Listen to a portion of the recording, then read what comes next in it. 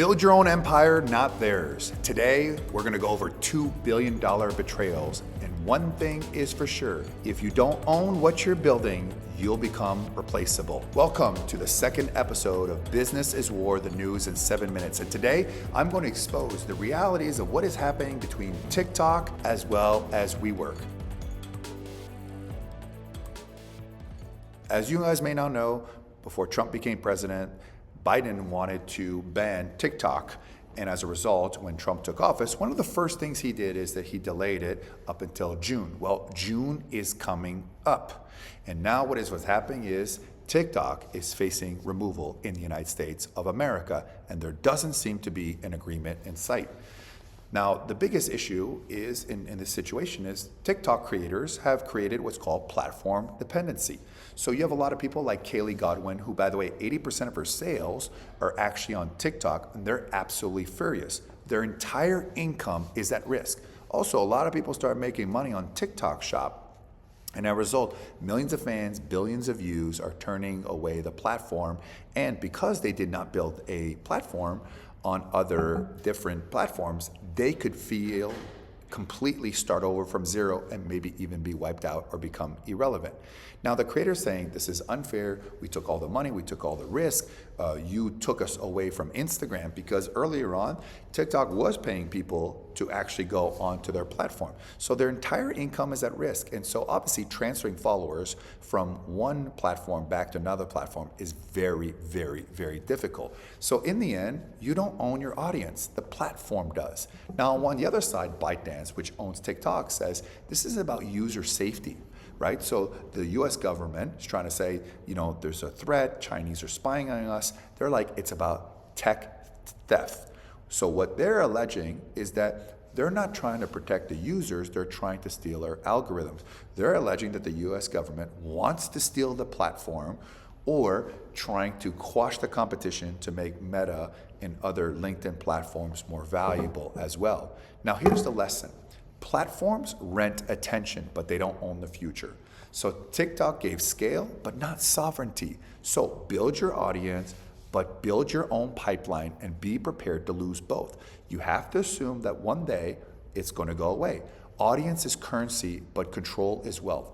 The difference here is you have a guy like MrBeast who really went all in on YouTube and built most likely one of the most successful businesses on there as well. But what he did is he started going to other platforms. He accepted a deal on Amazon for $100 million to create a show.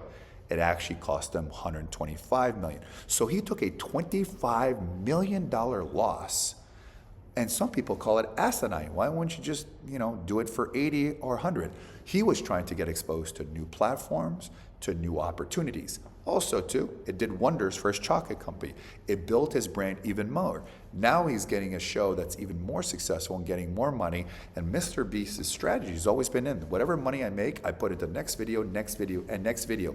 Very similar to what Amazon did. As they made money, they double down, they double down, they double down. And so you have a lot of people, when they start making a little bit of money, they don't diversify. They just take money off the table. They buy cars, they buy planes, they buy helicopters, they take expensive trips. They don't double down. So here's the thing too. MrBeast understands that likes don't equate to leverage. Ownership does. One platform is a strategy for amateurs. Now, on the other hand, we're going to switch over. So my thought about this is as well is that you knew it was coming, and you knew that TikTok potentially may be shutting down in June, and people didn't do anything to stop it. And as a result, MrBeast is who's now allegedly worth over $1 billion, really played it right. And the platform should just be the vehicle to get more customers. Never depend on one. Work all of them as well, because you never know what can happen. When you put all your eggs in one basket, this isn't any business. If something happens, you have to hedge and diversify. And that's one thing content creators do. The second one is the WeWork bankruptcy. The small investor just got crushed. For you guys don't know, you had WeWork, which became at one point was worth as much as $48 billion in IPO. Next thing, it completely crashed. And on June 10, 2025, a $4 billion restructuring WeWork deal saved the company, which most likely would have gone to bankruptcy, got away, but it annihilated any retail investors who put money into there. SoftBank, which is one of the big private equities in the world in Japan that has invested in all the very big companies, emerged with 70% equity in this bankruptcy thing. So the small investor who banked early IPOs and WeWork were completely wiped out. Over $200 million was gone. No vote, no voice, just a hard lesson in who holds power. Now, on the other hand, the small investors are saying, hey, they believe that the mission of WeWork was community-driven workspaces. And some were angel investors as far back as 2010, and they also got wiped out. Others jumped during the IPO process as well, and now they feel like they're betrayed. Now, on the other hand, SoftBank CEO Masayoshi Son said, hey, I saved the company from a total collapse and invested $10 billion of my own money, and I swallowed a $6 billion loss. So he says, we're just not protecting jobs, right? We are actually protecting profits for the future. So the message to retail investors is, you knew the risk. You could have sold and you didn't. So what's the outcome? WeWork is struggling, 600 locations, they're limping. SoftBank now controls the remaining. With every else is gone, there's nothing to show for people's loyalty to the brand. So here's the business lesson for all of you. Number one, secure influence, not just investment. Small investors, they hold stock, but not power. MrBeast owns his brand, channels, customers.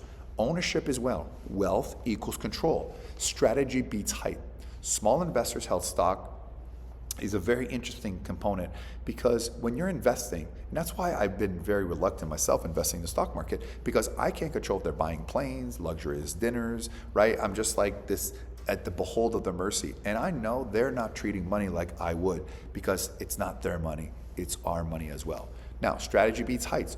worked recklessly to scale. They were driven by vision, but nobody was vetted. If you don't question the why, the how you'll never save. And so, big ideas are great, but sometimes ego gets in the way, as discussed in episode number 1, and always align with equals, not giant. SoftBank, first of all, it's not an American company, it's a Japanese. They don't care about the minority people. If your partner doesn't need you, they'll disregard you the second they don't need you. These are not just stories. That is why you should read my book, Business is War, chapter 2 of my best-selling book. It's about strategy, why thinkers win and how thinkers lose. Again, yesterday, if you're going to partner with anybody, make sure you read chapter 3, because most people are going to do what's in their best interest. And even though you are well-intentioned as a human being and you want to do the right thing, a lot of people don't have your same moral compass. So here's the thing.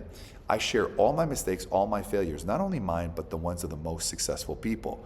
But here's the truth. A wise man learns from his mistakes, while a genius learns from other people's mistakes.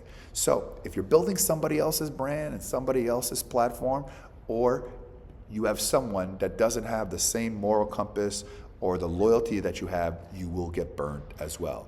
So hopefully you read chapter 2 of my book. It may very well save your business as well. So will TikTok creators rebound? What's going to happen?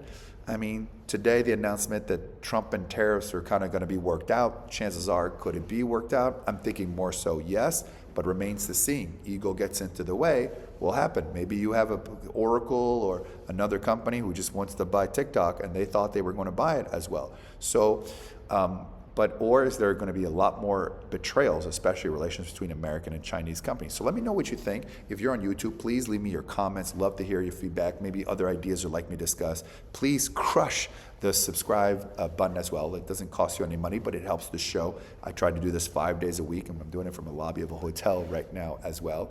And if you want to re-listen to episode 1, it's a fantastic episode as well. And also, too, now that I have a lot of different businesses, here's my AI avatar, so you can see a different version of me for about 15 seconds. Thank you, and I'll see you on tomorrow's show. Want to bring me your deals? Need capital? Want to partner on M&As or get free branding or advice? Or are you curious what I'm building in AI? The links are in the description. Let's win.